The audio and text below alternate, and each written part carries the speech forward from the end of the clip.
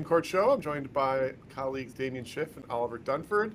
We're here on a week when the Supreme Court is not in session, a week where Thanksgiving is upon us, but we've had some activity at the court, and I thought now, in this lull before the December sitting, would be a good opportunity to talk with you on what's going on at the Supreme Court and talk about our first few opinions that came down yesterday. And why don't we start there? And I'll start with puffing my chest out. If we go to the very first episode that we ever recorded, when we made our predictions on what cases would get granted at the long conference, somebody had selected Pitts versus Mississippi, and not only was it granted, but it was decided.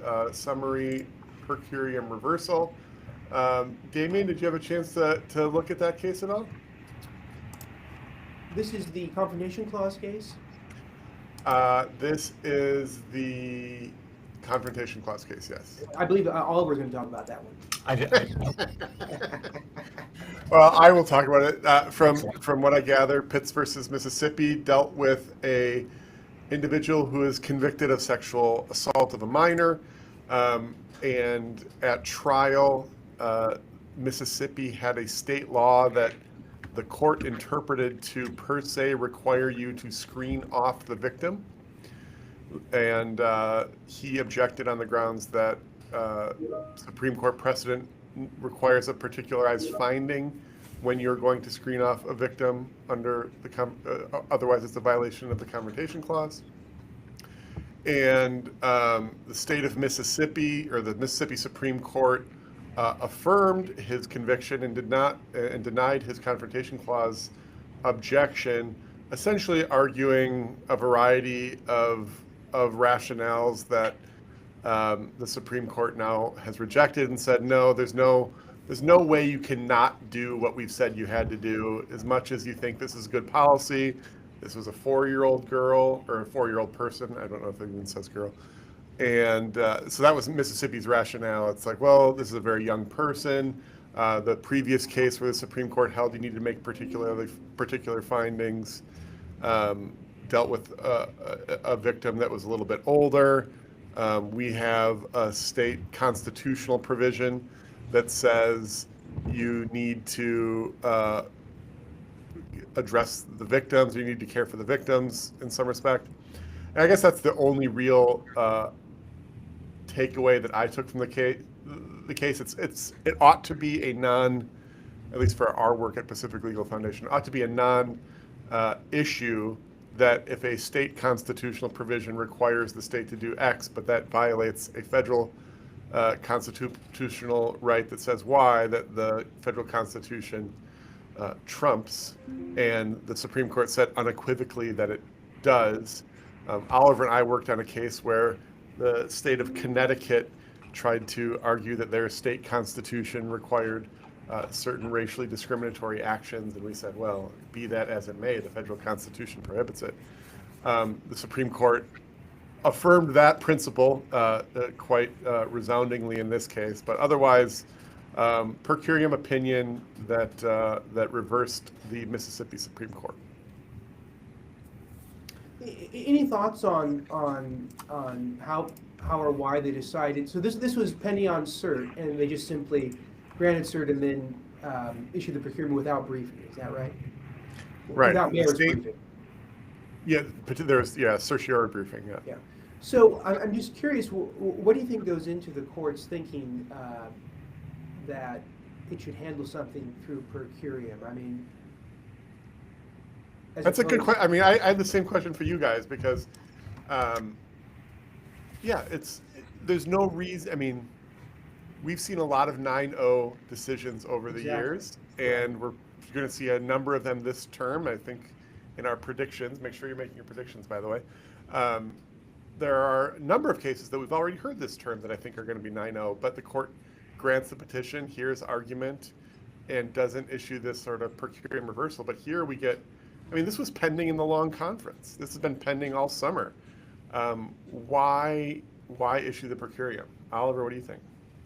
I don't know. It's very strange, and it seems like, the court could take more cases. If this is how they're going to dispense with cases, take some more, and rule on the obvious ones to help clean up the mess that exists in circuit splits and other problems like this. Seems like they can do more if they want to. Yeah. Yeah, What do you think, Damien? I think certainly, I mean, I suspect that there were many more per curiam decisions 50 years ago than there are now, even when there were even more merits cases. And I agree, because you think that a lot of the 9-0s, probably they knew it was going to be 9-0 when they took it, and yet it took the place of, on the docket, of other cases that could have been granted. So yeah, it seems to me like that might be one way to respond to the criticism that the court's not taking enough cases, is maybe treating a lot more of the potentially 9-0 cases on the merits as per curiam. I'm asking in part because, as you gentlemen may know, we, in our Environment and Natural Resources section of PLF, just filed a cert petition last week concerning a Clean Water Act issue, a post-Sackett v. EPA issue, where we're representing a landowner out of the Second Circuit. And we're basically, more or less asking that we think the court can just dispose of this as a per curiam. It's a no-brainer, but it can provide real guidance to the lower courts, and particularly to the agencies in their rulemaking. So I'm particularly interested in how the court identifies those cases. As we also know from our own PLF SCOTUS experience, one of our own wins has been a per curiam, the Pactel case out of the Ninth Circuit concerning when a takings claim can be ripe in federal court. And that was also treated like this, that it was pending on cert, it was relisted a number of times, and then it was resolved with a short per curiam. Yeah, that case I think is, I don't know if it's any different or not. It was decided, it was sort of nearing the end of the term, and I think you could have argued the court, I don't know, thought this was a pretty easy case to decide. And I mean, I guess by definition, if it's a per curiam, the court thinks it's easy to decide and doesn't need argument. But was Pactel was cert granted before the court issued its opinion the way it did here? No, the cert was pending, and so what they did was combine it all in one. Yeah. But this case, right? Cert was granted in this case. No, correct? no. Oh. Okay, never mind. Yeah, no, it was just pending the whole time. I see. Okay. Same with the other per curiam opinion we had, which was Clark versus Sweeney. Now I know Oliver took the time to read that case, right? I did not. That one I actually did. Oh, good. Yeah, that's the Fourth Circuit case, right? Yeah. The party presentation rule. So as I understand it, it was a murder trial that during the course of the trial, one of the 12 jurors went to the scene of the crime to do some additional research, I guess, and then came back into the jury room and told his fellow jurors, and then the jury reported it, and the counsel for the defense basically resolved the issue by saying, okay, we'll just exclude that juror and we'll proceed with the remaining 11.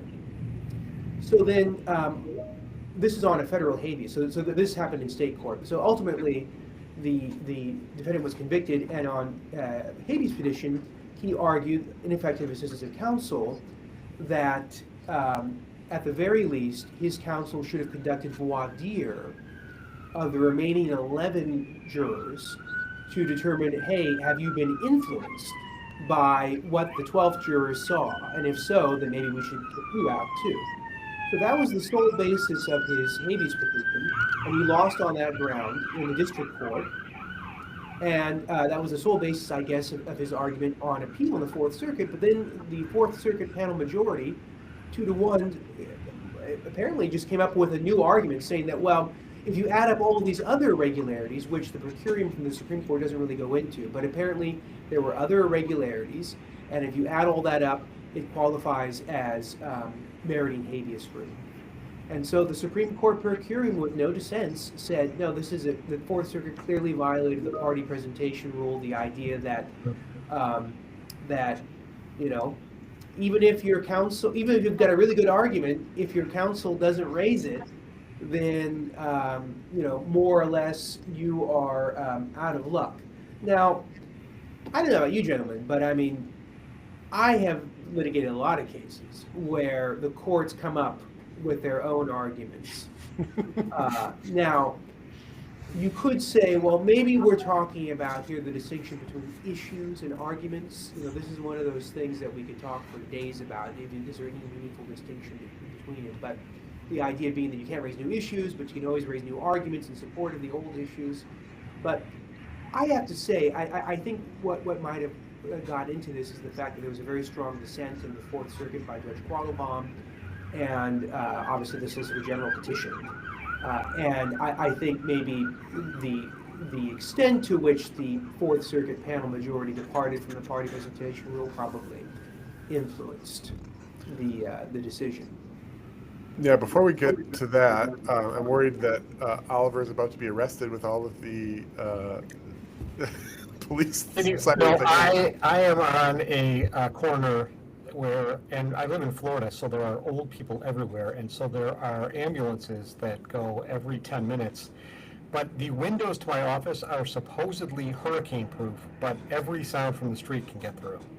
So that's what's happening. I will hit the, I'll turn off my mic. I have a couple. I mean, the Supreme Court's per curiam opinion is about the least interesting thing about this decision.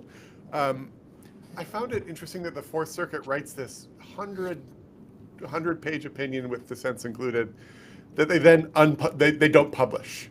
It's like you're going to do this crazy thing where you go like completely off book, and then you're going to not publish it for what reason? To hope that it like doesn't get the Supreme Court's attention, especially when Judge Quattlebaum is writing his magnum dissent. So a little bit weird there. It seems, I do have instances in my career where the court makes up rationales. It's called the rational basis test, and it's sort of baked in where the court can make up reasons to deny you justice. But yeah, it's a weird issue. A weird procedure how this got to the court. I think the court pretty unequivocally tells the Fourth Circuit not to do this shenanigans again. It's too bad, we had a cert petition a few years ago out of the Fourth Circuit, Clean Water Act issue 2-1, and Judge Quattlebaum also wrote a very good dissent there, but apparently his dissent was not quite as convincing enough as his dissent this time to get the Supreme's interest. But again, of course, the Solicitor General is petitioning, so that I think. I would be remiss if we didn't mention our Coalition for TJ case out of the Fourth Circuit. Also a 2-1 opinion with a dissent that was not granted, although the two Supreme Court justices did seek to review it. So the Fourth Circuit almost wants to rule in PLF's favor a couple times. Yeah. All right. Those are our two opinions. We also had one cert grant. Now, Oliver, given your preparation up heretofore, I imagine that you have a lot to say about the grant in Noam v. Ortolado. I do not. Well, this case concerns whether an alien who is stopped on the Mexican side of the U.S.-Mexico border, quote unquote, arrives in the United States within the meaning of, I guess, what the Naturalization Act, which provides that someone who arrives in the United States may apply for asylum. And so what the Trump administration is doing is they're stopping these individuals before they cross the border and turning them around and saying you can't even apply for asylum because you haven't reached the border yet. And that is the question the Supreme Court's going to resolve, whether someone who doesn't yet get to the border and is turned away can apply for asylum, essentially. I believe that there was a dissent from rehearing in bank that was joined by, I don't know, like 10 or 11 judges on the Ninth Circuit. It reminded me a lot of the Cedar Point. I can't remember which judge now who authored that dissental, but it was very well done, and it's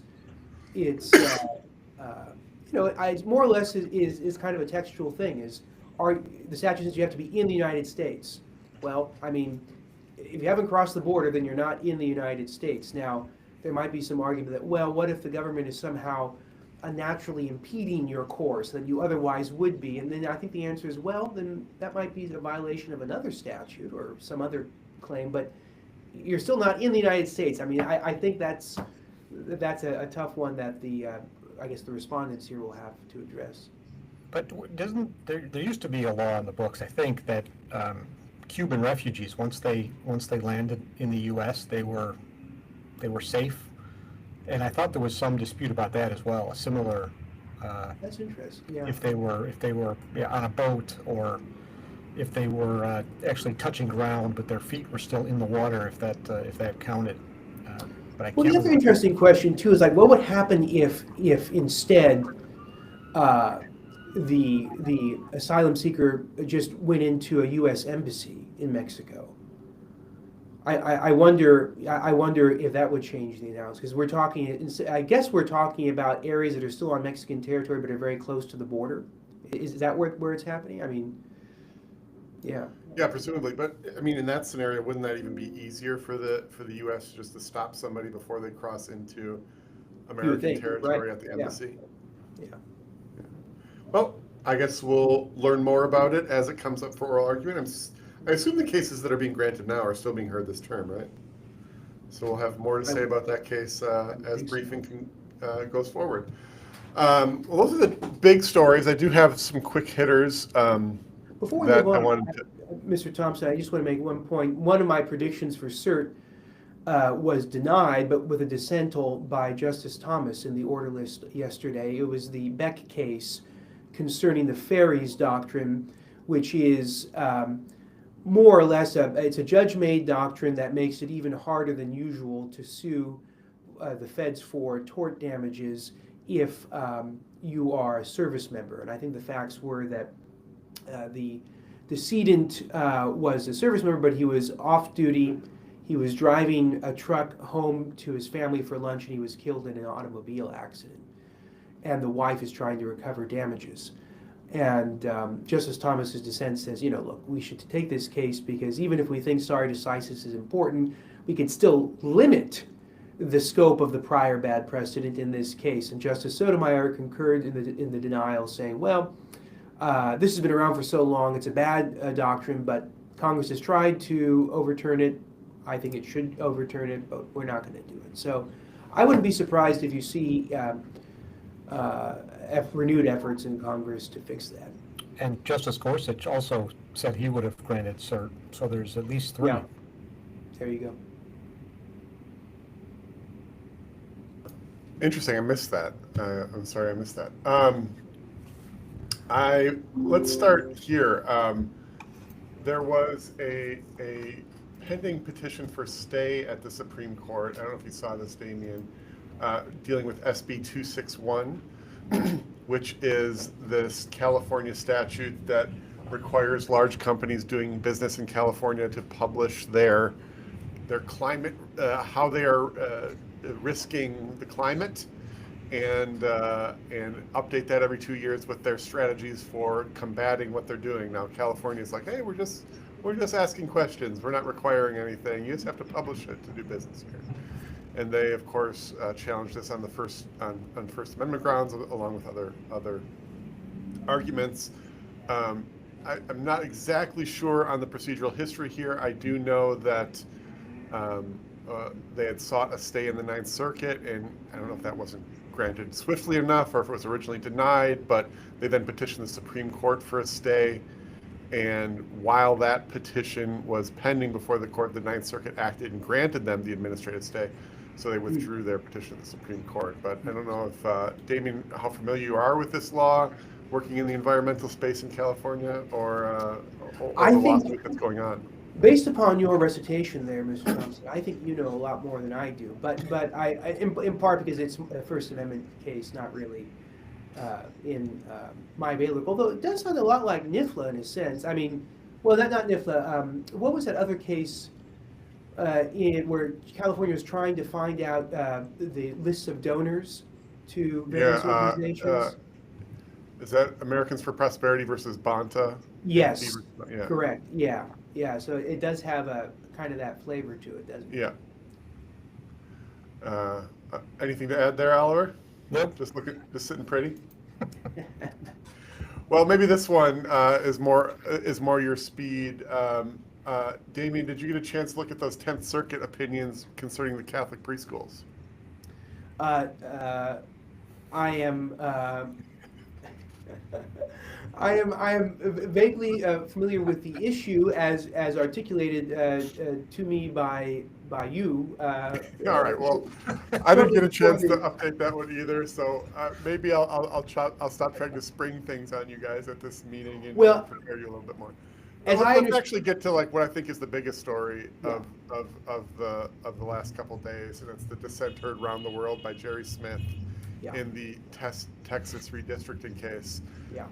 Now, Oliver, I know even though I didn't prompt you, I'm sure you had a chance to look at this case and read this dissent. And what are your thoughts? Well, I didn't get through all 700 pages of it, but it was extraordinary for a number of reasons. And as you note, there was a three-judge panel deciding whether Texas's attempt at mid-decade gerrymandering can go forward.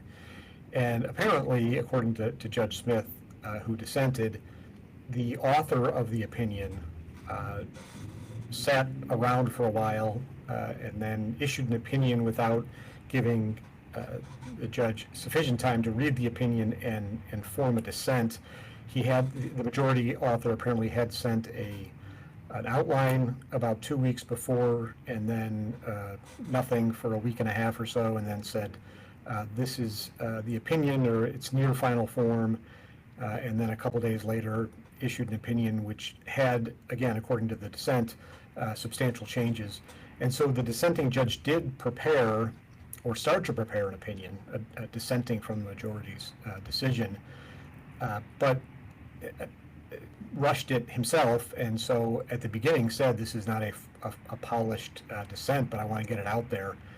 And so he aired dirty laundry about what happened, but among the three judges, and his the beginning of the dissent kind of had a bunch of quick hits on, this is what happened, this is improper, I dissent, and then he would have a couple of punctuation marks and would move on to another topic, same thing, 3 or 4 paragraphs, I dissent, and he went through that a number of times, and so who knows? It's interesting to see these machinations or machinations, however you pronounce that, Damien, in the court, and here the judges weren't from the same court, right? There were 2 district court judges, 1 appellate court judge assigned to this panel, so even more, no one's in the same building or regularly work together, but there's no question that a judge, the judge who wrote the majority opinion, knows he had to share it because he was sharing things as he went. So at the very least, the judges are not getting along. Yeah, a little bit more background. Of course, the big story in California for the election was California's attempt to do this exact same thing and adopted a complete gerrymander that favored Democrats, I think, like excising 5 otherwise Republican-leaning districts, and done deliberately in response to the Texas gerrymander that is the subject of this litigation. And both cases are now the subject of litigation. The Trump administration filed a lawsuit against California's attempt, saying that was a racial gerrymander on the basis of Hispanic districts being redrawn, and here they say that the same was being done by Texas, but the other way. I think they're both nonsense. They're both obviously partisan gerrymanders, and maybe you object to the whole idea of partisan gerrymandering, which is it's getting a little bit unseemly, more than it even has in my lifetime. But it is what it is, and I don't think these are racial gerrymanders in any meaningful sense. I thought on the dissent heard around the world, I mean, Jerry Smith is, he's widely respected judge on the Fifth Circuit. I think we both know, or all of us know, many people who clerked for him, and I don't recall him ever being this outraged to the point where he felt the need to really call out these judges by name in pretty scathing form. And I would say, upon first blush, it feels a little bit over the top, but at the same time, he didn't have time to make it more polished, and if he had the time to be more measured, then I'm sure he would have been more measured. That's sort of the whole rub of his dissent, is that this is just a complete, in addition to sort of disagreeing with the underlying merits of the lawsuit for reasons that I've said, that it's obviously just a partisan gerrymander. His outrage at the tactics of the other judges on the court is something to behold, and something that you rarely see in a federal opinion. He did in that opinion. He expected criticism for airing the dirty laundry, but he cited other examples. One from the Sixth Circuit, in which apparently the chief judge held off an en banc, not en banc, an en banc vote until two of the judges had to go on senior status, so they couldn't vote on the petition. And there's some other examples he gave of when judges did. I mean, that's really bad. You're actually affecting the vote. Yes. Yeah. Of an en banc petition. Yeah. And I think we have to reevaluate Oliver's inclusion on the appeal at Supreme Court. Should be going to say en banc. But be that as it may, Damien, what are your thoughts on this Smith dissent, or the case generally? You're mute. Oh, there. Apparently, the author of the majority opinion, Judge Brown, he was at the oral argument in the Supreme Court November 4th for the Haines Celestial, which is actually a case that we talked about concerning fraudulent joinder and diversity jurisdiction. He was the district court involved, and Josh Blackman has a post on this, on the Vol conspiracy. And it does seem a little strange. If he has the time to sort of gratuitously travel to Washington, D.C. to just attend an argument in which his judgment is being reviewed, that does suggest that he wasn't just simply working on that there are docketing issues or other things, and maybe that's one reason why Judge Smith was upset, because he was kept in the dark sort of unnecessarily. I share your view, Mr. Thompson, that sort of on first blush his dissent seems a little over the top, but that also suggests to me that maybe there's other things going on. I believe this particular judge, Judge Brown, has been reversed in bank on another VRA issue by the Fifth Circuit. And, it does raise an eyebrow because, as you say, it is so obviously partisan motivated that to write a 160-page opinion in order to say that it's not, I mean, it strikes me as very much judicial engagement, maybe even activism, and it just seems a little weird to come out of a federal district court in Texas. But who knows? That might be part of it. I think also the fact that Judge Smith doesn't sit on the same court as the other two district court judges, I think that certainly affects some of the tone. Yeah, I was going to add one thing that the news reports of this dissent is always like, well, there's two Republican appointees, and I very much despise the reporting by appointee that is just the norm today in legal reporting. But be that as it may, without thinking about it deeper, my sort of assumption was this was just three appellate judges and on the Fifth Circuit. And when you actually drill down and know the only circuit judge here thought this was nonsense, and the two district court judges didn't, it's a little bit of a different narrative than it's two Trump judges, or even Jerry Smith, of course, is a Reagan appointee, not a Trump judge. The other, I'm trying to recall my voting rights background, and maybe one of you can look this up while I'm talking, but the three-judge panel, I think that is a three-judge panel of the district court. I think that arises in Voting Rights Act cases and not in an equal protection case. So, the other thing in the background here is the Louisiana versus Calais argument that we heard at the beginning of the term is going to significantly I mean, maybe it will, maybe it won't, but it at least has the potential to curtail vote dilution claims under Section 2 of the Voting Rights Act. So I wonder if how much that is at play here. So that's because I know that the case that the Trump administration brought against California is an equal protection case and not a Voting Rights Act, precisely to avoid that problem, I'm sure. Judge Smith thought that Calais would affect the decision and was critical of the majority for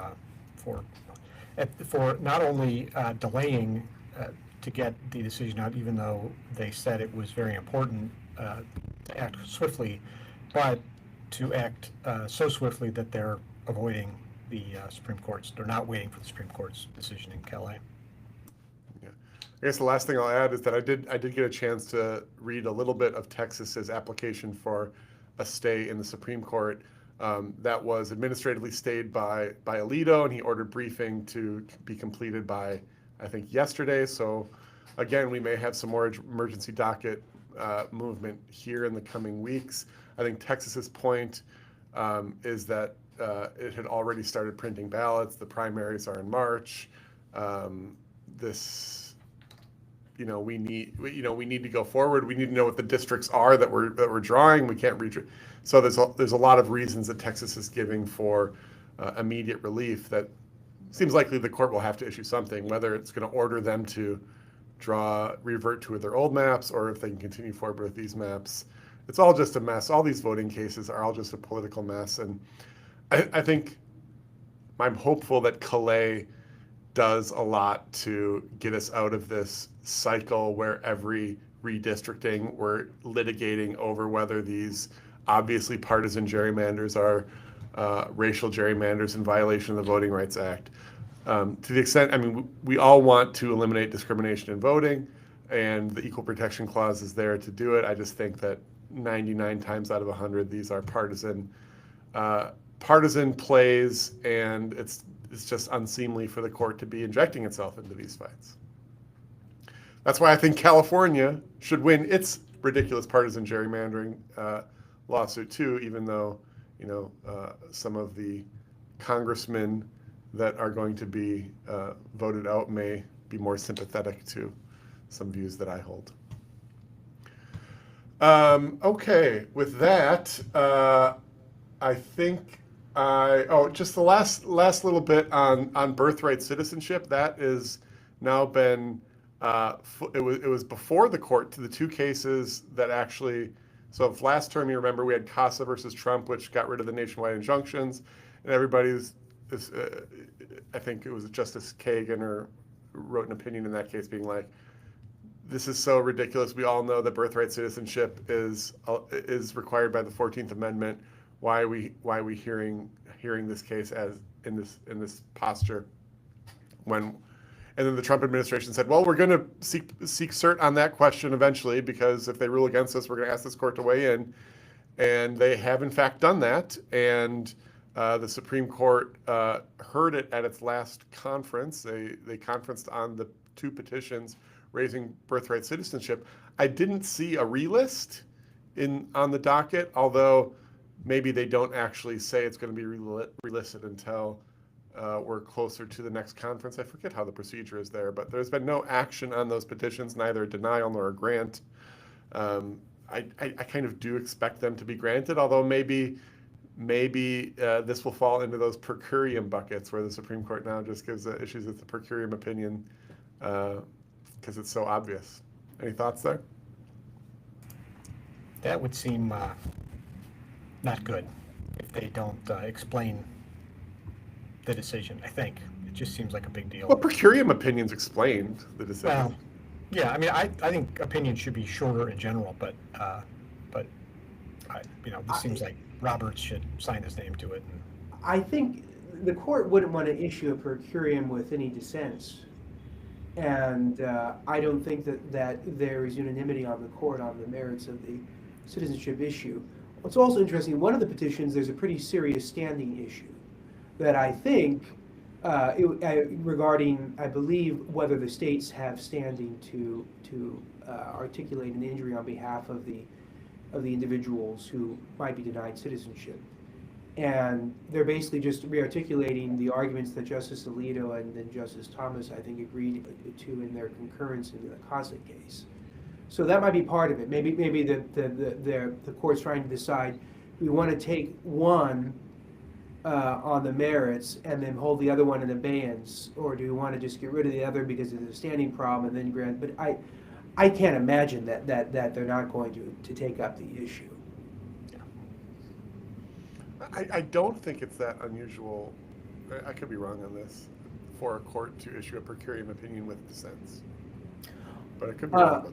Well, I haven't seen it happen recently in the Supreme Court. I mean, Maybe I'm wrong. no, I mean, certainly it's theoretically possible, certainly, because that's essentially, isn't that what happened in Bush v. Gore? I'm pretty sure that it was a per curiam opinion. And of course, they were dissents. Yeah. I have a feeling that something's nagging at me that this has happened more recently than that even, but I could be wrong. If I'm right, I will be sure to let you know as I dance in front of your office. There was an emergency act. Sorry, go ahead. Yeah. Now that I think about it, you're right. I mean, it wasn't the Biden student loan case. Wasn't that a per curiam? And then there were. No, maybe not. Well, in any event, before we go off the air, though, Oliver, are you going to tell us anything about the Trump v. Slaughter cases, since they're going to be argued next month? I got nothing new. It's although the reply was filed yesterday, nothing new. It'll be. Which are these cases? This is a removal, whether the president may remove the heads of multi-member agencies like the Federal Trade Commission, and whether the Supreme Court's going to overrule Humphrey's executor, which is a decision from 1935. And it's very interesting. There's going to be there's lots of amici have chimed in. And I was reading today, I didn't get through it, a draft of an article by Professor Sugarman from the University of Boston, who is an originalist, but on the progressive side of things, and the co-author is Gary Lawson, formerly of Boston, now at the University of Florida. And their contention, I read the beginning of it, is that the necessary and proper clause is the better way to analyze the question. Up till now, the Supreme Court, at least in recent cases, has relied on Article 2 and the presidential, or the vesting of executive power in the president and the president's obligation to take care that the laws are faithfully executed. And the reasoning from that position is that the president must have control over his subordinates in order to take care that the laws are executed, that the executive power is vested in the president, not in his administrative officials. But again, I haven't got through the article, but Sugarman and Lawson suggest that I'm going to cut you off because we are definitely going to be covering this in our preview episodes prior to that week's arguments. And you two will be back on Monday to discuss next week's arguments. Isn't that right? Because I will be in trial in Houston. Oh. Yeah, my first ever trial after nearly 20 years as an attorney. I get to go to trial. Don't get to talk about the Supreme Court. Yeah. But I look forward to watching the show go on with Messrs. Schiff and Dunford. Other than that... Post-Thanksgiving show. Right. Pardon? A post-Thanksgiving... Yeah, right after the Packers game, you guys can come on, and I'm sure everybody will be ready to watch. No, I can schedule something for Monday to preview next week's, and then we have 2 weeks of arguments in December, so it should be fun. Got our first 2 opinions yesterday. Thank you all for joining us on this catch-up episode, and we look forward to talking to you next week. Signing off. Thanks. Bye. Thanks.